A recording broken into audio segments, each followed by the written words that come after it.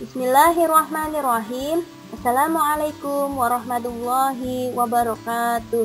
Gimana kabarnya teman-teman hari ini? Mudah-mudahan kita semuanya dalam keadaan sehat walafiat ya. Amin. Hari ini kita akan belajar pelajaran IPA, masih mengenai listrik ya. Untuk minggu lalu kita sudah belajar mengenai arus listrik. Untuk hari ini kita belajar apa lagi ya? Nah, hari ini kita akan belajar tentang terjadinya gejala listrik dan pembangkit listrik. Perhatikan penjelasan berikut ya. Terjadinya gejala listrik.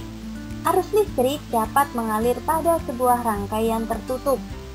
Rangkaian tertutup adalah rangkaian yang tidak memiliki ujung-ujung rangkaian. Coba kalian perhatikan gambar di bawah ini.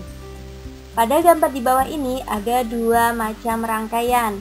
Yang pertama yaitu rangkaian terbuka, yang kedua yaitu rangkaian tertutup. Coba kalian lihat untuk rangkaian yang pertama dulu, yaitu rangkaian terbuka. Rangkaian terbuka merupakan suatu istilah yang digunakan untuk menyatakan bahwa rangkaian tersebut tidak terhubung atau terbuka. Kalian lihat di situ ada kabel yang terputus ya. Terlihat bahwa pada rangkaian terbuka tidak mengalirkan arus listrik sehingga lampu tidak bisa menyala. Kenapa? Karena ada kabel yang terbuka ya. Selanjutnya kalian lihat gambar yang kedua, rangkaian tertutup. Rangkaian tertutup merupakan suatu istilah yang digunakan untuk menyatakan bahwa rangkaian tersebut terhubung atau tertutup.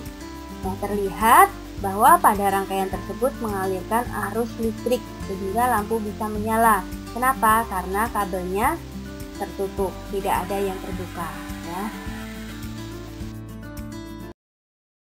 Setelah kita belajar arus dan energi listrik pada rangkaian sederhana, pertanyaan yang muncul adalah bagaimana arus atau energi listrik tersebut dihasilkan? Nah, untuk menjawab pertanyaan tersebut, marilah kita pelajari tentang atom, muatan atom, dan pembentukan arus listrik di slide selanjutnya. Selanjutnya, kita pelajari tentang muatan listrik. Semua benda yang kita temui sehari-hari tersusun atas atom-atom yang berukuran amat kecil. Nah, atom tersebut terdiri dari satu, inti atom. Inti atom itu ada dua macam, ada proton dan neutron. Ya. Selanjutnya ada elektron, yaitu yang mengelilingi inti atom. Nah, sekarang apa itu proton?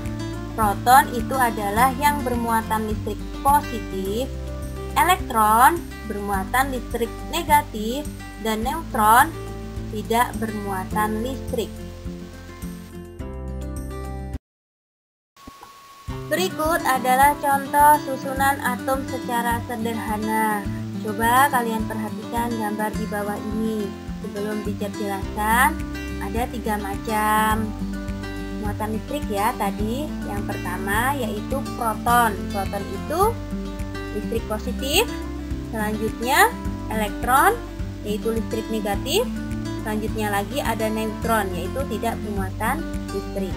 Pada gambar bagian A, semula benda bermuatan netral, artinya jumlah proton dan elektron seimbang. Ya, coba kalian lihat proton dan elektronnya seimbang ya, sama jumlahnya. Selanjutnya gambar bagian B kalian lihat, namun adanya perpindahan elektron pada suatu benda mengakibatkan benda menjadi bermuatan positif atau negatif. Benda yang kehilangan elektron akan kelebihan proton, sehingga disebut benda bermuatan positif. Kalian lihat pada gambar B itu protonnya tinggal 2 saja, yang sebelumnya ada 3. Selanjutnya lagi, gambar bagian C kalian lihat, adapun benda yang menerima elektron, apa itu elektron? Ya, elektron adalah listrik negatif. akan kelebihan elektron sehingga benda menjadi bermuatan negatif.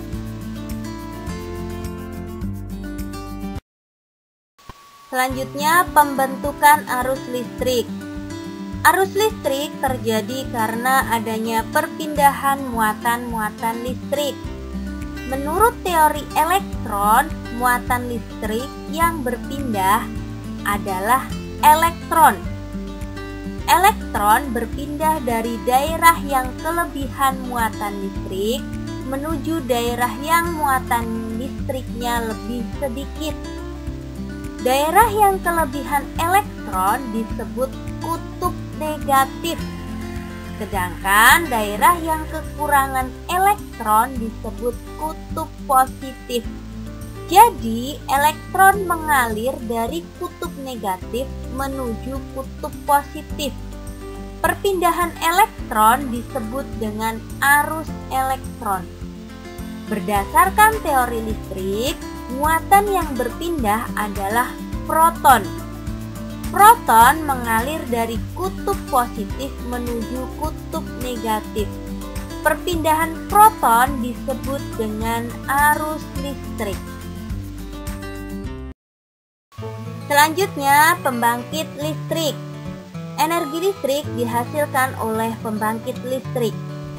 Pembangkit listrik adalah peralatan yang berfungsi untuk membangkitkan energi listrik dengan cara mengubah energi potensial menjadi energi gerak, selanjutnya menjadi energi listrik. Energi listrik diperoleh dari macam-macam sumber energi.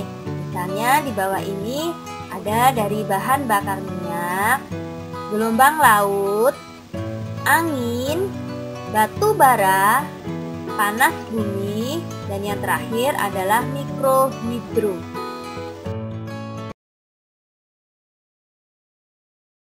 Berikut adalah beberapa contoh pembangkit listrik, antara lain pembangkit listrik tenaga diesel, biasa disingkat dengan PLTD.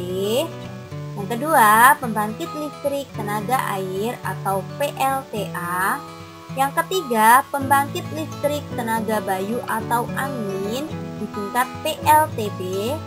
Yang keempat, pembangkit listrik tenaga panas bumi atau PLTPB. Yang kelima, pembangkit listrik tenaga surya atau PLTS. Dan yang terakhir, pembangkit listrik tenaga gelombang laut atau PLTGL. Teacher bahas yang pertama, yaitu pembangkit listrik tenaga diesel atau PLTD.